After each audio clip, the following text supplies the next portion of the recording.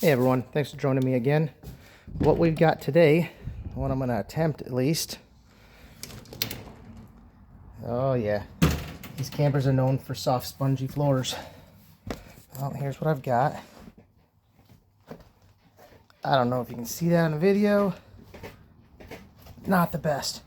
So here's my plan. I'm going to cut around the edges here. I'm going to try to keep the original vinyl, put as least amount of money in it as I can. Peel this back, take a oscillating tool which goes straight down and just kind of vibrates back and forth, and we're gonna edge this, cut through the wood, see what we've got underneath here. I'm anticipating if there's any wood structure, it's going to be rotten and I'll have to try to replace it. Let's see what I get into. Alright, so these walls aren't straight. I'm just trying to make a straight edge cut from this edge of the doorway to this edge, but as you can see, there's a gap here, so it's just going to be what it is, and we'll peel this back, and I'll show you that in a second. Alright, so I got done cutting off camera, and this is what I've come up with.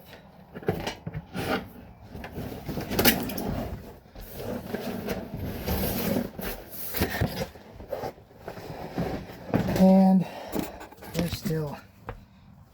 still soaked with water. You can see my footprint in it. So we're gonna have to take an oscillating tool and cut along these edges and replace it. That'll be next.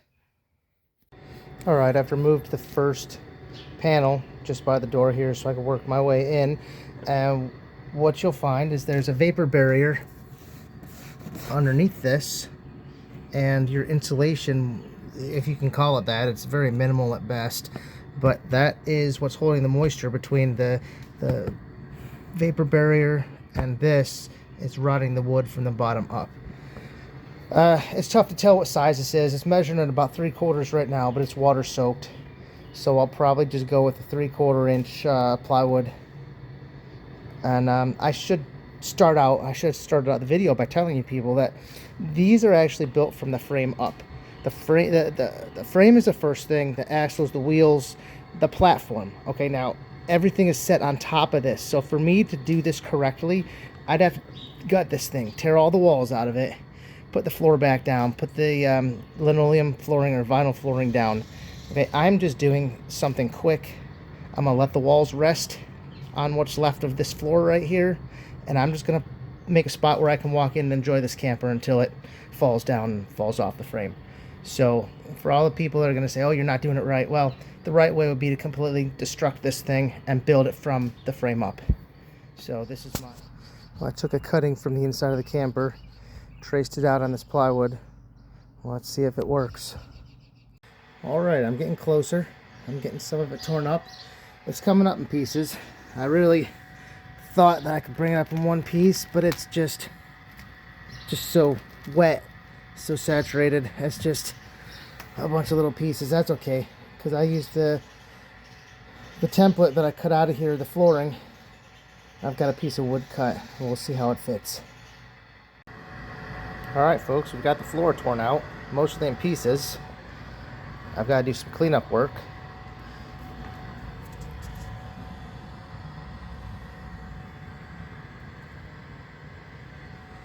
And after that, we will test fit the floor that I cut for it. I don't anticipate it's going to fit.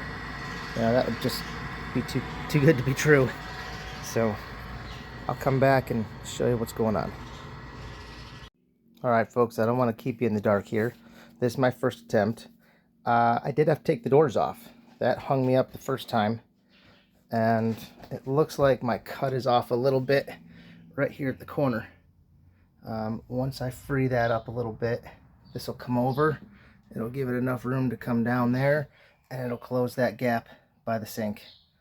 So I'm going to shut this camera off and get to work. Alright, folks, here's where we're at. I've had it in and out maybe 2 times now. It's getting close. I want to tell y'all, take it slow. Take little bits off at a time. Trim a little bit, see where it needs to go. I still need to close this gap over here. So I'm going to take a little bit off there.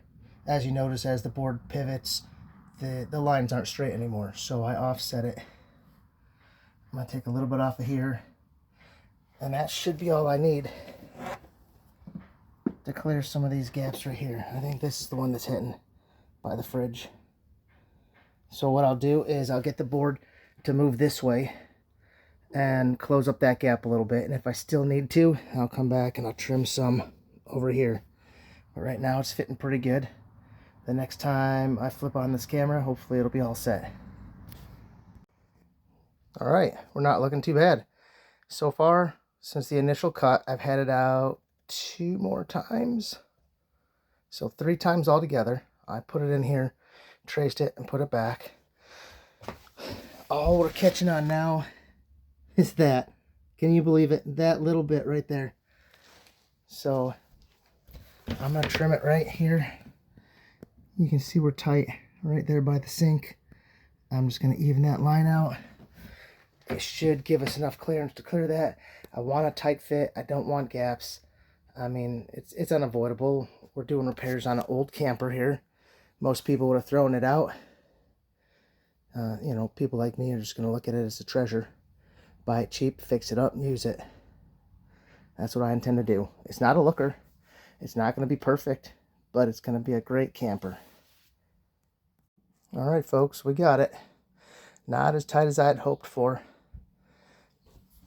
Some of the edges are, you know, they have gaps in them, whatnot. But I did this with a handheld circular saw. So, this is what I get, and I'm fine with that. Yeah, that one sucks. Whatever. That one kind of sucks too. Oh well. It is a 100% usable camper. Like I said, that's all I'm looking for. I can always cut this off in the future.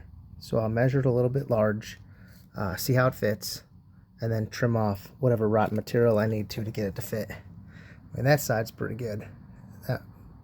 That side was so rotted it just would have cut with a knife. Alright, I'm here to remind you, do not forget to mark the framework underneath the floor. Now for me it was pretty easy. I had some gaps here, so I just stuck a piece of metal down in there and felt the edges and then found the center and drew a line. So I've got framework in those places. Now what I'm going to do when I join this together, because I've got a seam right here, right in the entryway where I'm going to be stepping a lot, I ended up cutting some wood. It's going to go underneath, and then both halves are going to join to that piece underneath there. It's also going to join to the frame, but where it's not supported, I want to get some kind of support. Alright, here's a little shot of the pieces. I made them 6.5 wide, so it's about 3.25 on each side. So I screwed them in. The other one's going to lay down over top of it, and these things are tough. I could stand on these right now, and it wouldn't affect it. So it's going to be a nice solid joint. Alright, here's what we got so far. The floor's in, the beams are marked.